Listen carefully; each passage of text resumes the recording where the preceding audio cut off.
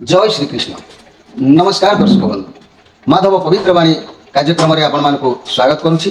प्रिय दर्शक बंधु, मोर प्रिय अगणित दर्शक बंधु मानक मुझे कहवाक चाहूँगी से हित निमंते ये कार्यक्रम निश्चित भाव में आपण मैंने सामना करेंगे, देखिए आउ जानवा दरकार अच्छी।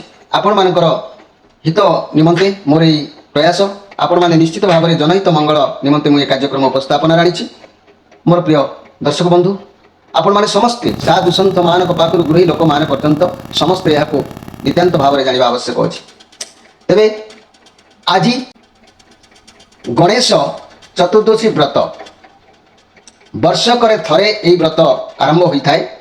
सर्व विघ्न विनाशक, सर्व विद्या बुद्धि प्रदायक, सर्व कार्य सिद्धिदायक गणपति गणनायक महाविघ्न विनाशक गणपति भगवान सर्वदेव अग्रिमे पूजक पूज्य से गणनायक पाद पद्म कोटि कोटि विनम्र प्रणति जनाई सर्वरिष्ट मंगल खंडन करंतु।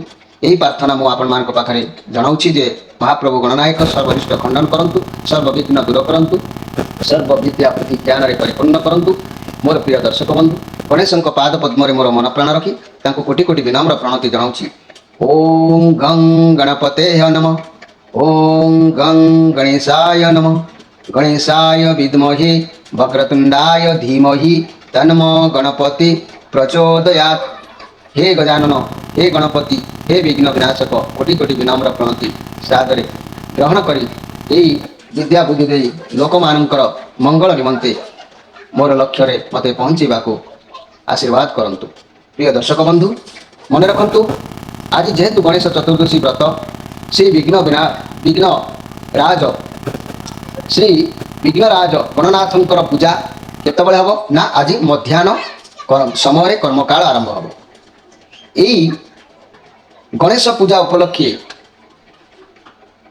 मासी भाद्रपदे शुक्ल चतुर्थ्या तु विशेषत्व प्रात शुक्ल तैल स्नात्वा मध्याह्ने देवमर्चयते। यही गणेश चतुर्दशी रात्रि समय ध्यान दिंतु मोर सुखी दर्शक बंधु। रात्रि समय चंद्र दर्शन निषेध।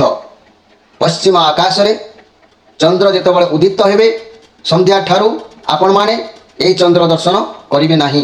चंद्र दर्शन निषेध। यही चंद्र दर्शन कले अनेक प्रकार असुविधा को सामना करने को पड़ी थाए।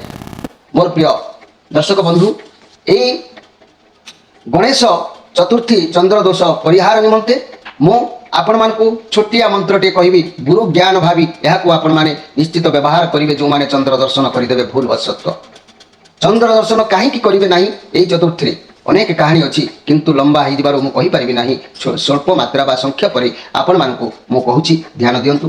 भाद्रव मास, यही भाद्रव मसरे गणेश चतुर्थी दिन बा अचानक जदि चंद्र आपण माने देखीदेले आकाश मार्ग कौन होता है तार फल कहीं चंद्र दर्शन करा जाए ना मिथ्या चोरी जो थे कि आपड़ से संपृक्त नथिबे, मकदमा अजथा कली कजियार मकदमा ओ वृथा बदनाम जो बदनाम रे किसी मूल्य नथिबा आपण से वृथा बदनाम को मुंडरे धरवा को बाध्य हेबे। तेबे प्रिय दर्शक बंधु, मुख्य सारांश कथा भाव में कहली यही भाद्रव मास गणेश चतुर्थी दिन अचानक चंद्र देखिले मिथ्या चोरी मकदमा और वृथा बदनाम होता है। तेणु यार निराकरण निमित्त आहरी अनेक घटना अच्छी, किंतु एथुरु त्राही पाइबा निमित्त मु एक सुंदर मंत्र आपण मान सेवा उद्देश्य मु उपस्थापन दूची। आपण माने निश्चित भाव में साधु सन्त ठारू आरंभ करी गृही लोक पर्यंत समस्ते यहाँ व्यवहार करें। सोम राजा सोम राणी कहूँ चौथ चंद्र मारी काणी। मन रखंतु सोम राजा सोम राणी कहूँ चौथ चंद्र मारी काणी। मारे माथे देवे भृगुताल टन पर बड़ जो झुटका चाल। मने मने यही मंत्र को 7 थर उच्चारण कले यही दोष दूरीभूत होता है। आपण माने जदि कौन कारणवशत आज चंद्र दर्शन करदे गणेश पूजा गणेश चतुर्थी ताल यही मंत्र को निश्चित भाव में आपण माने मने मने 7 थर उच्चारण करदे। यह करदे ये दोषरू आपन को मुक्त मिलता है। यह विश्वास रखी आपण माने ग्रहण करेंगे। मनर कथा न ये बहु पुराण पुरातन बा किंबदंती बा विभिन्न प्रकार पोथी पथालू एक कथा अच्छी। मुझे सेवा उद्देश्य यह उपस्थापन आनी आपण माने निश्चित भाव में एक कथा को ग्रहण करेंगे। मोर प्रिय दर्शक बंधु, आपण मान विदाय नहीं रोची। नमस्कार।